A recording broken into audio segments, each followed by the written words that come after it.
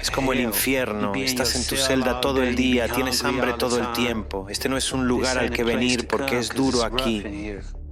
En los rincones más oscuros del mundo, existen lugares donde la humanidad es llevada al borde del colapso, prisiones que han redefinido el sufrimiento, donde las condiciones son tan brutales e inhumanas que la muerte a menudo se ve como una liberación misericordiosa. Desde la notoria prisión de Gitarama en Ruanda, donde la brutalidad reina suprema, hasta la prisión del Delfín Negro en Rusia, donde la desesperación asfixia el alma, estas instalaciones no solo castigan, aniquilan la esperanza y destruyen el espíritu humano. Únete a nosotros en un fascinante viaje mientras exploramos 9 prisiones que son peores que la muerte. Hay, no sé, tal vez 500 personas en esta habitación pequeñita. Número 9. Prisión de Gitarama, Ruanda. En el corazón de Ruanda, una prisión notoria se pudre. Sus muros resuenan con los gritos de los condenados. Gitarama, ahora conocida como Muhanga, ha sido durante mucho tiempo una espina en el costado de grupos de derechos humanos como Amnistía Internacional. La prisión de Gitarama, un lugar donde la humanidad es llevada al límite, es un caldo de cultivo para horrores indescriptibles. Esta penitenciaría ominosa alberga a los criminales más peligrosos, ladrones, violadores, asesinos y delincuentes violentos, todos apiñados en un espacio destinado a una fracción de su número. Con entre 6.000 y 7.000 reclusos hacinados en una instalación diseñada para solo 600 personas, el resultado es una pesadilla de hacinamiento donde los prisioneros pasan sus días de pie sin alivio de las condiciones sofocantes. Las diminutas celdas, de apenas unos metros de tamaño, carecen de techos, dejando a los reclusos expuestos a los elementos. Los resultados son catastróficos. Cada día, 7 u 8 cautivos perecen debido a las horribles condiciones que soportan. Algunos se involucran en peleas violentas o incluso recurren al canibalismo para sobrevivir. No teniendo nada que perder, estos individuos desesperados no se detendrán ante nada para ganar respeto o escapar, creando un ciclo infernal de violencia y desesperación. Sin un sistema de alcantarillado, la instalación se ha convertido en un pozo de inmundicia donde los reclusos se ven obligados a vadear sus propios desechos, luchando contra enjambres de mosquitos que se alimentan de su sufrimiento. La realidad impensable es que los prisioneros se ven obligados a caminar descalzos por este paisaje tóxico, exponiéndolos al riesgo de gangrena, una condición que pudre la carne y los huesos debido a la falta de flujo sanguíneo. Este entorno despiadado ha convertido la prisión en una trampa mortal, donde el más mínimo error puede llevar a la descomposición de las extremidades y la más leve infección puede convertirse en una sentencia fatal. En una escalofriante escalada de horror, el 38% de los reclusos remitidos al hospital cercano llevan las brutales cicatrices de heridas traumáticas, incluyendo tímpanos rotos y carne desgarrada por las feroces mordeduras de sus compañeros de prisión. Mientras que el 41% sufre las horribles consecuencias de pies en descomposición, devastados por las condiciones insalubres que los obligan a estar descalzos en aguas inmundas, al costo devastador de dedos, pies y piernas amputados, un testimonio de la crueldad implacable de la prisión. Y sin embargo, a pesar de la necesidad abrumadora, las instalaciones médicas de Gitarama son lamentablemente inadecuadas, con un único edificio hospitalario que lucha por hacer frente al aumento de casos de disentería.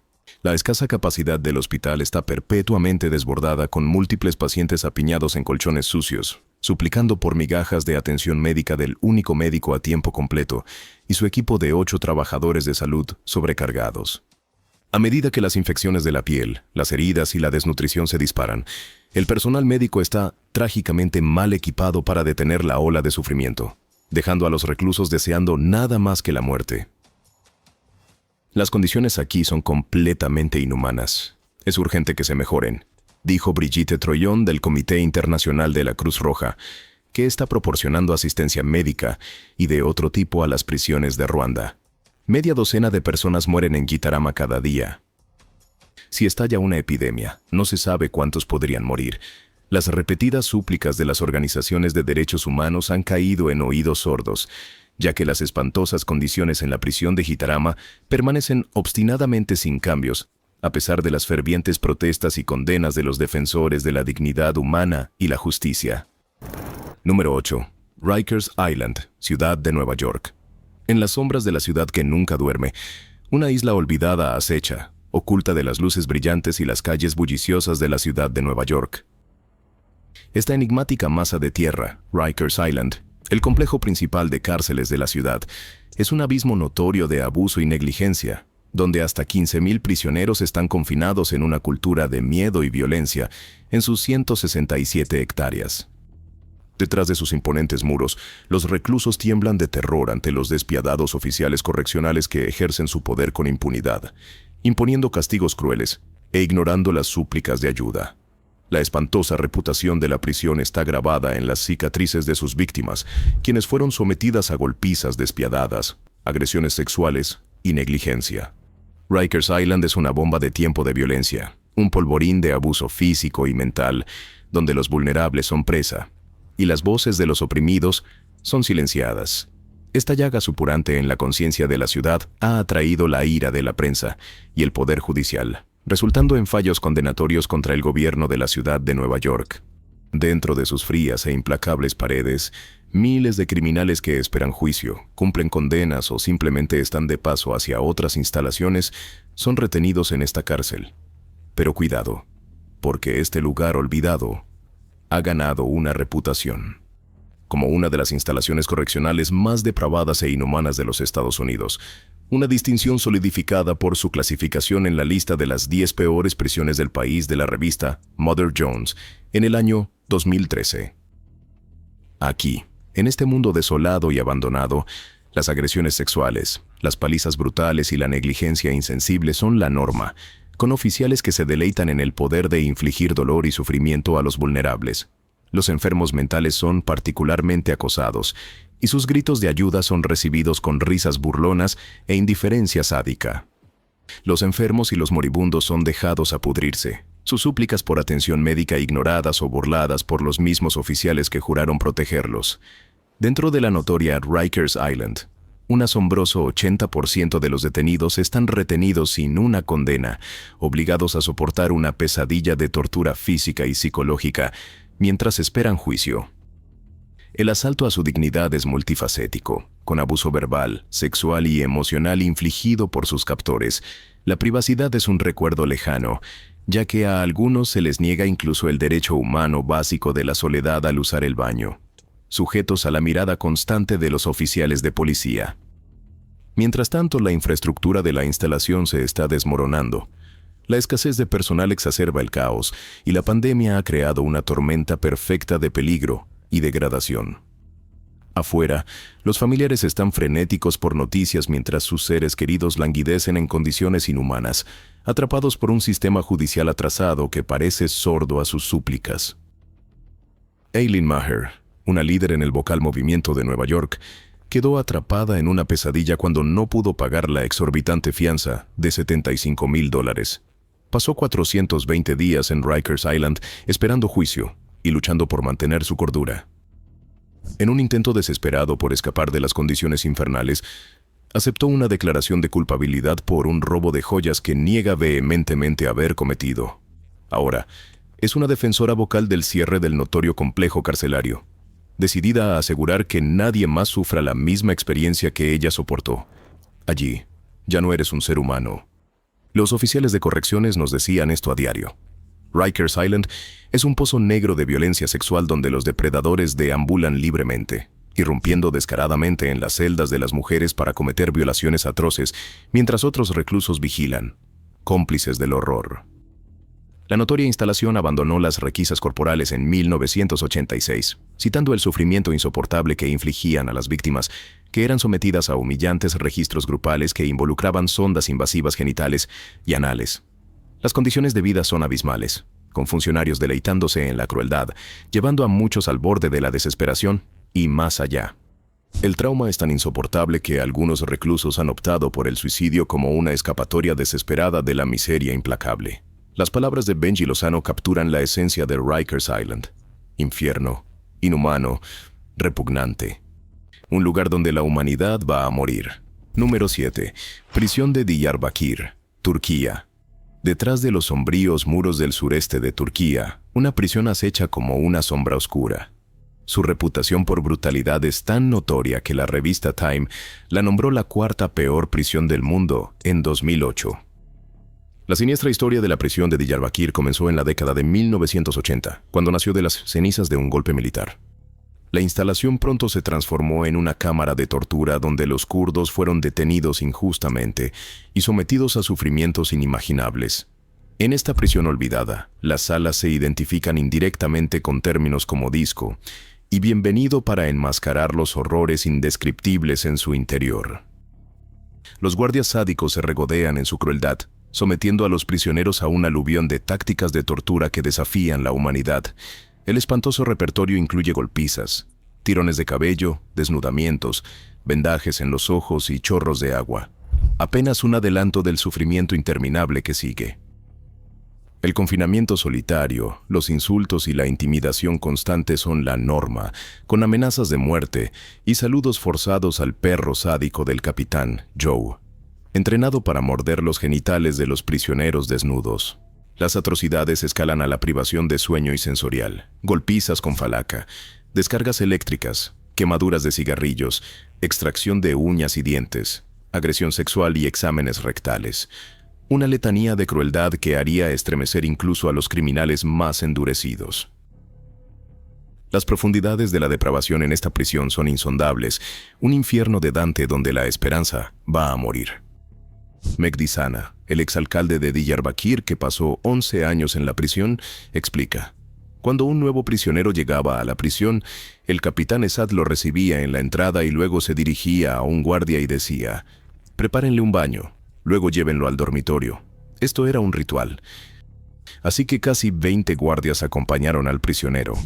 Recibió una buena paliza de bienvenida y luego fue arrastrado inconsciente al baño, una bañera llena de heces en la que lo dejaron por unas horas. A pesar de los numerosos relatos, pocos testimonios han surgido de las prisioneras que fueron retenidas en un pabellón separado. Nuran Kamlimarash le compartió un ejemplo impactante, revelando que 75 mujeres estaban hacinadas en una sala diseñada para 25 prisioneras. Aunque las mujeres no eran consideradas iguales a los hombres, enfrentaron la misma brutalidad en la prisión de Diyarbakir, soportando torturas, aislamiento y disciplina de estilo militar. Durante años, fueron sometidas a las mismas duras condiciones que enfrentan los soldados en sus cuarteles. A principios de la década de 1980, la política del Estado turco en la prisión militar de Diyarbakir se caracterizó por el uso sistemático de la tortura y confesiones forzadas, específicamente dirigidas a prisioneros kurdos. Los detenidos eran rutinariamente coaccionados para arrepentirse y confesar, independientemente de su participación real o de los delitos que se les imputaban. En la prisión de Diyarbakir, extraer cualquier información, por trivial que fuera, quién se reía, quién se movía durante el sueño o quién ocupaba un puesto de liderazgo político, se utilizaba como pretexto para más brutalidad. Confesar incluso detalles menores era visto como una traición por los grupos políticos, transformando al prisionero en un agente de autotraición y autodestrucción. Según un ex prisionero, convertirse en informante y confesar era la máxima vergüenza en la prisión de Diyarbakir, una mancha que no se podía borrar. La tortura en la prisión de Diyarbakir no era solo daño físico o psicológico, sino una herramienta política utilizada para aplastar la identidad kurda, eliminar la oposición política y crear sujetos sumisos. La extracción de confesiones forzadas era una parte integral de esta práctica brutal, sirviendo a la oscura agenda política del Estado. Número 6. La prisión de Geldani, Georgia. El 18 de septiembre de 2012, una impactante revelación sacudió a la nación de Georgia cuando surgieron videos clandestinos que revelaban las más oscuras profundidades de corrupción y brutalidad dentro de la prisión número 8 de Geldani. Las impactantes imágenes mostraron a los guardias de la prisión y a sus superiores torturando, burlándose y agrediendo sexualmente a los detenidos sin piedad, confirmando las acusaciones largamente susurradas de abuso sistémico. Este escándalo marcó un punto de inflexión en la historia de Georgia, ya que las redes sociales encendieron la chispa de la indignación, obligando a los canales de televisión progubernamentales a finalmente reconocer los horrores que acechaban en las sombras de su sistema penitenciario. La indignación se extendió por toda Georgia cuando impactantes imágenes de video sobre el abuso en las prisiones provocaron protestas generalizadas en ciudades como Tiflis, Batumi, Poti, Kutaisi y Gori. Horrorizados por las imágenes gráficas, los manifestantes exigieron justicia y prometieron continuar sus manifestaciones hasta que se tomaran medidas. Las protestas llevaron a la renuncia de varios líderes políticos. Las imágenes filtradas, obtenidas por el exoficial de prisiones Vladimir Bedukidze, expusieron la tortura y brutalidad sistémica dentro de las prisiones de Geldani, incluyendo golpizas, simulación de ahogamiento y fracturas deliberadas de huesos por parte de guardias y funcionarios. Bedukidze, quien huyó a Bélgica, inicialmente enfrentó cargos, pero luego se le concedió inmunidad a cambio de su cooperación para descubrir el alcance del abuso. Exprisioneros compartieron relatos desgarradores de la tortura institucionalizada que sufrieron, lo que llevó a un ajuste de cuentas nacional con las oscuras realidades del sistema penitenciario de Geldani. Otras víctimas que testificaron en el informe de 2016 del Comité de Derechos Humanos e Integración Civil del Parlamento de Georgia sobre la tortura en el país, de 2004 a 2012, describieron haber sido sometidos a una brutalidad inimaginable, incluyendo ser golpeados en la cabeza con la culata de un arma, un guardia rompiéndoles la muñeca con el tacón de su bota, y ser forzados a dar testimonio mientras estaban incapacitados y vulnerables bajo la influencia de pastillas para dormir. También relataron haber sido sometidos a abusos físicos y psicológicos, incluidos golpes, amenazas y humillaciones, a menudo con la intención de extraer confesiones falsas. Los testimonios de las víctimas pintaron un cuadro desgarrador de un sistema de justicia que perpetuaba el miedo, la intimidación y la violencia, dejando a los sobrevivientes con profundas cicatrices físicas y emocionales. Según un informe de la Fundación Open Society, este enfoque resultó en condiciones deplorables dentro de las prisiones de Geldani, donde la vida era antihigiénica, indigna y peligrosa. A medida que las organizaciones no gubernamentales continuaron exponiendo el maltrato generalizado y la impunidad dentro del sistema de justicia, quedó claro que la búsqueda de justicia en Georgia se había convertido en una cultura de brutalidad y abuso, donde los derechos humanos eran frecuentemente pisoteados. Ahora es el momento de la elección del suscriptor de hoy. Más allá de las rejas, un mundo de horror inimaginable espera. Las prisiones, destinadas a corregir y rehabilitar, se han convertido en guaridas de brutalidad indescriptible, donde los criminales más duros tiemblan de miedo. Las condiciones inhumanas son tan desgarradoras que las palabras no logran transmitir la angustia de los atrapados tras las rejas. Incluso después de conceder la libertad, las cicatrices mentales a menudo resultan ser demasiado para soportar, dejando el suicidio como la única escapatoria. La verdad detrás de estos muros de la prisión es mucho más siniestra de lo que jamás imaginaste. ¿Cuál crees que es el concepto erróneo más común sobre el sistema penitenciario y el encarcelamiento? ¿Y cómo podemos trabajar para cambiar la percepción del público, para que se alinee mejor con la realidad y promueva una reforma positiva? Únete a la conversación y comparte tus pensamientos con nosotros en la sección de comentarios abajo. Ahora, volvamos al video. Número 5. Prisión Central de Ban Quang. La prisión central de Ban Quang es una fortaleza formidable que ha ganado el ominoso apodo de Gran Tigre por su reputación de devorar la esperanza y la libertad. La prisión central de Ban Quang, un coloso de máxima seguridad, ha sido material de pesadillas desde la década de 1930. Dentro de su extenso complejo de 80 acres, se albergan unos impresionantes 8.000 prisioneros, el doble de su capacidad prevista. Esta temible institución se ha convertido en sinónimo de miedo, albergando a algunos de los criminales más peligrosos de Asia, así como a prisioneros extranjeros que han infringido la ley tailandesa. En su apasionante memoria, El daño hecho, Warren Fellows, un ex recluso y traficante de drogas, revela el escalofriante apodo Gran Tigre otorgado a la prisión central de Ban Quang por los tailandeses porque merodeaba y devoraba. Notoriamente, Ban Quang alberga el principal corredor de la muerte y cámara de ejecución para hombres de Tailandia, ganándose su reputación como una de las prisiones más brutales del mundo. Hay pocas prisiones en el mundo cuyas condiciones sean tan duras como las de la prisión central de Ban Quang, ubicada en las afueras de Bangkok, Tailandia.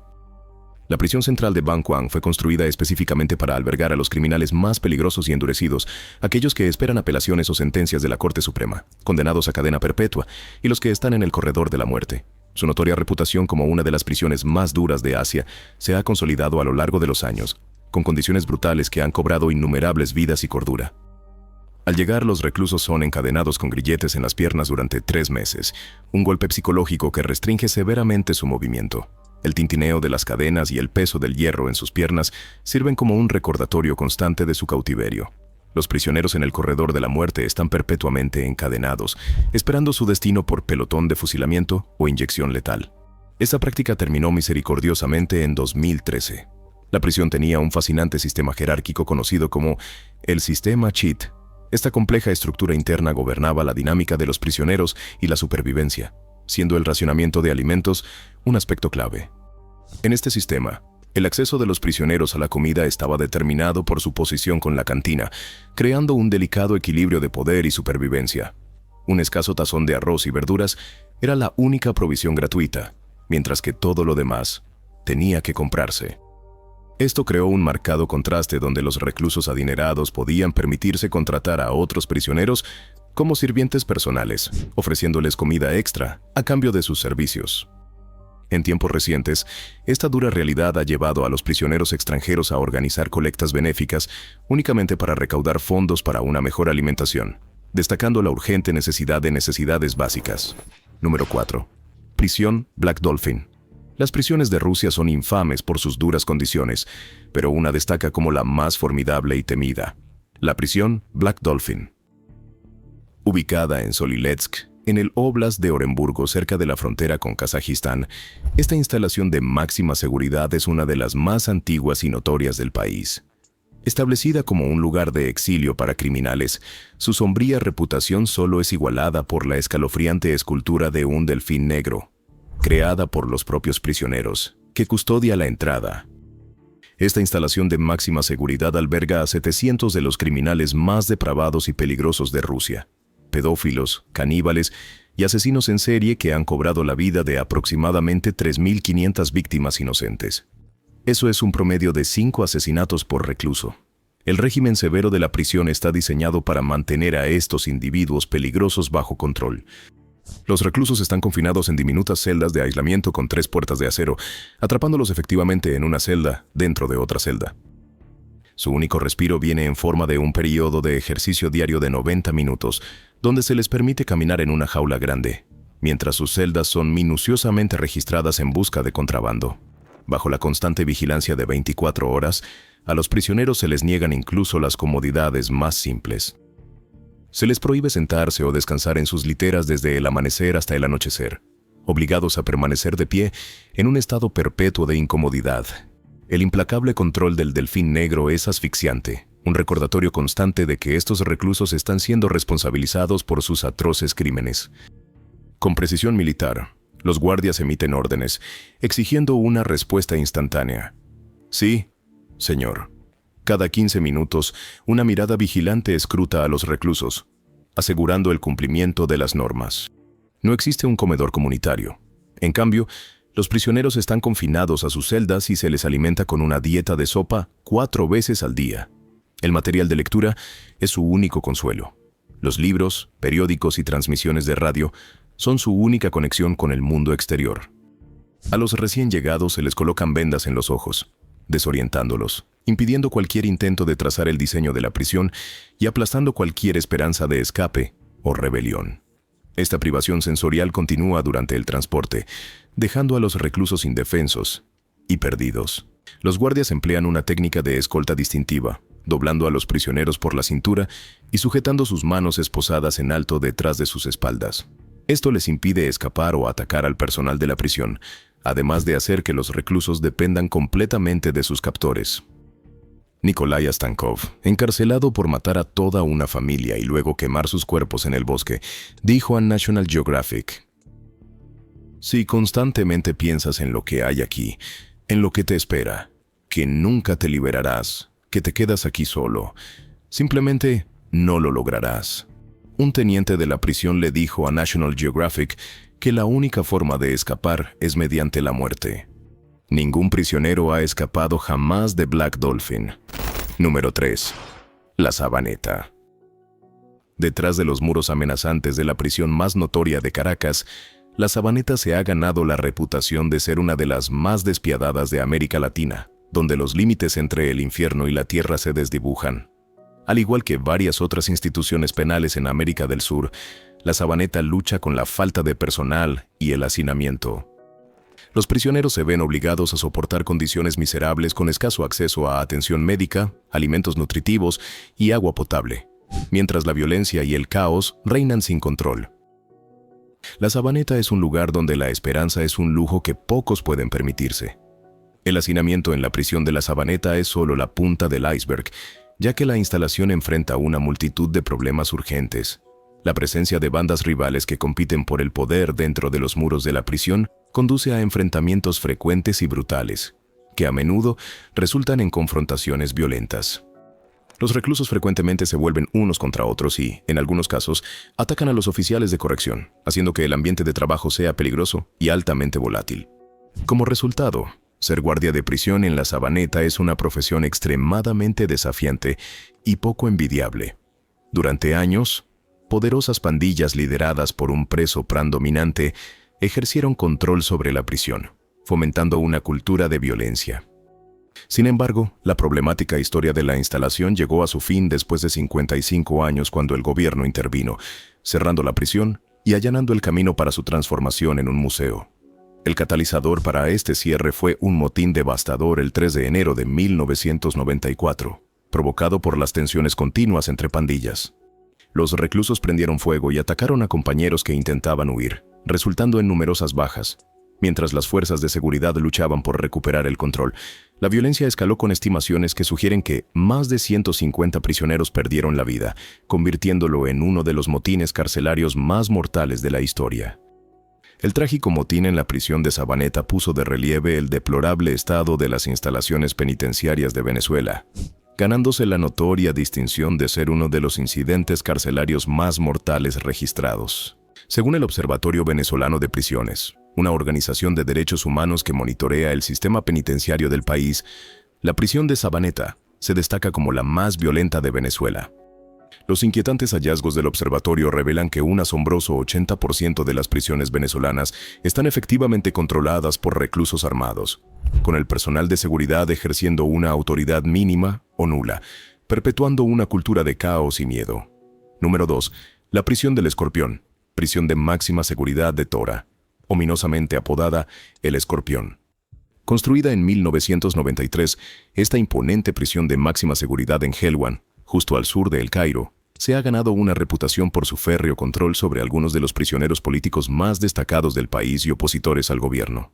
Dentro de sus implacables muros, figuras influyentes de la hermandad musulmana y del movimiento juvenil 6 de abril languidecen, sus voces silenciadas por las duras realidades del encarcelamiento. El nombre notorio de El Escorpión infunde miedo en los corazones de aquellos que se atreven a desafiar al gobierno. Cada pabellón, en alta seguridad, está completamente separado del resto de la prisión una vez que su puerta exterior blindada se cierra, por lo que los detenidos ni siquiera pueden comunicarse a través de las celdas como lo hacen los prisioneros en prisiones normales, debido a las enormes cantidades de hormigón reforzado que impiden que el sonido viaje. Los reclusos soportan una dura realidad de maltrato, desnutrición y aislamiento. A muchos se les niega el acceso a sus seres queridos y a asesoría legal, llevándolos a medidas desesperadas como huelgas de hambre masivas. Las condiciones extremas han llevado a una crisis de salud. Con más de 1000 prisioneros políticos vulnerables a la propagación de la sarna y otras enfermedades de la piel, su bienestar pende precariamente de un hilo. El entorno opresivo de la prisión ha creado una bomba de tiempo de sufrimiento humano, donde se violan rutinariamente los derechos humanos más básicos. La prevalencia de afecciones cutáneas como la sarna, la psoriasis, la tiña y las infecciones por hongos en la prisión se ve exacerbada por la restricción de suministros médicos y de atención sanitaria, incluidos los tratamientos esenciales para estas dolencias. Incluso productos básicos de higiene como el jabón son escasos, y los prisioneros reciben solo una barra cada pocos meses, que luego se comparte entre varios detenidos. La tienda de la prisión ocasionalmente tiene jabón, pero en cantidades limitadas y a precios exorbitantes, lo que lo hace inaccesible para muchos reclusos, perpetuando así el ciclo de enfermedades. Las condiciones insalubres de la prisión se ven agravadas por una infestación de mosquitos que ha llevado a infecciones generalizadas de malaria entre los reclusos. La sofocante humedad durante los meses de verano agrava el problema, haciendo el ambiente aún más insoportable. El diseño de la prisión asegura que no entre luz solar natural en las celdas, resultando en una grave falta de vitamina D y una multitud de problemas de salud relacionados. Las temperaturas dentro de la prisión son extremas, alcanzando alturas insoportables en verano y bajas congelantes en invierno, debido a la ausencia de aire acondicionado. Fue diseñada para que quienes entren no salgan de nuevo, a menos que estén muertos, dijo el general de división Ibrahim Abd al-Ghaffar, un exdirector de Scorpion, durante una entrevista televisiva en 2012. Notablemente, la prisión de Scorpion ha albergado a presos de alto perfil, incluidos aquellos acusados de participar en los asesinatos del presidente Anwar el-Sadat en 1981 y del presidente del Parlamento Rifat el-Mahgoub en 1990. Número 1. Campo 22, Corea del Norte. Corea del Norte, infame por su dinastía autoritaria y condiciones de vida extremas, opera uno de los sistemas de detención más notorios, donde el trauma experimentado por los sobrevivientes deja cicatrices duraderas.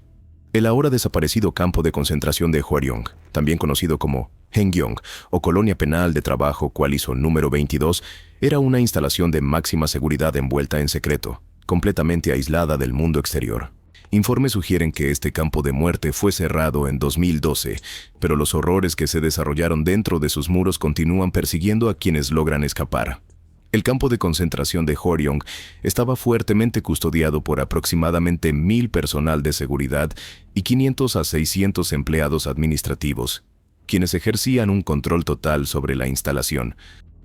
Los guardias estaban armados con un arsenal de armas, incluyendo rifles automáticos, ametralladoras, granadas de mano, porras, látigos y perros entrenados, para mantener un control brutal sobre los prisioneros. Durante la década de 1990, el campo albergó a un estimado de 50,000 prisioneros, principalmente compuestos por individuos que habían hablado en contra del gobierno o eran considerados políticamente poco confiables, incluidos aquellos sospechosos de deslealtad o disidencia.